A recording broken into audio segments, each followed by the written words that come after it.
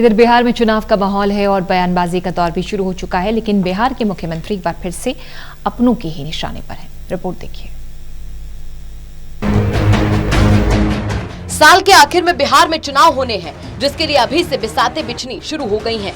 नेताओं ने राजनीति के पुराने हथियारों को झाड़ पोंछ कर निकालना शुरू कर दिया है। बयानों की बाढ़ आ गई है।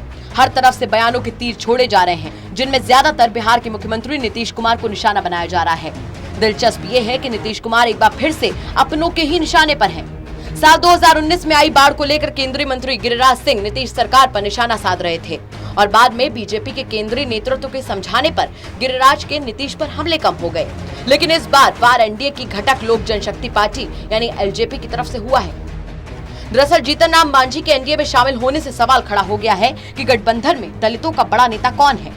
कहा जा रहा है कि नीतीश कुमार मांझी के बहाने चिराग पासवान को सीमित रखना चाहते हैं। वहीं दूसरी तरफ चिराग हैं, जो इस बार आर पार की लड़ाई लड़कर अपनी धमक बनाए रखना चाहते हैं।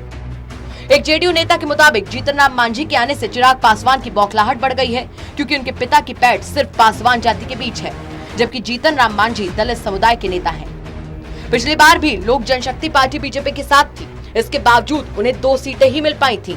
इससे पहले 2010 के चुनाव में भी उन्हें केवल 3 सीटें ही मिली थी। चिराग पासवान को कुछ भी बोलने से पहले अपनी राजनीतिक हैसियत जान लेनी चाहिए। लेकिन कई लोगों के मन में सवाल ये भी है कि क्या बीजेपी चिराग पासवान को शय दे रही है।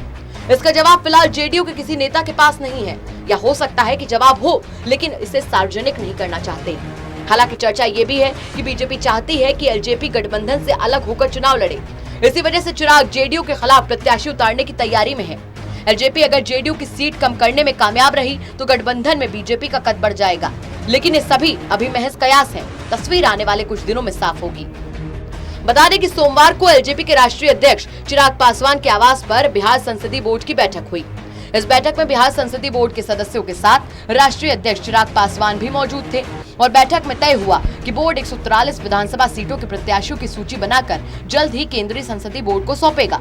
इसके अलावा बैठक में गठबंधन को लेकर भी फैसला लिया गया, जिसमें सदस्यों ने राष्ट्रीय अध्यक्ष चिराग पासवान को गठबंधन पर फैसला लेने का अधिकार दिया है, यानी कि सीटों के बंटवारे और गठबंधन पर फैसला चिराग पासवान का होगा। बताया जा रहा है कि एनडीए में रहने को लेकर फैसला 15 सितंबर के बाद किया जाएगा। Special desk, total news.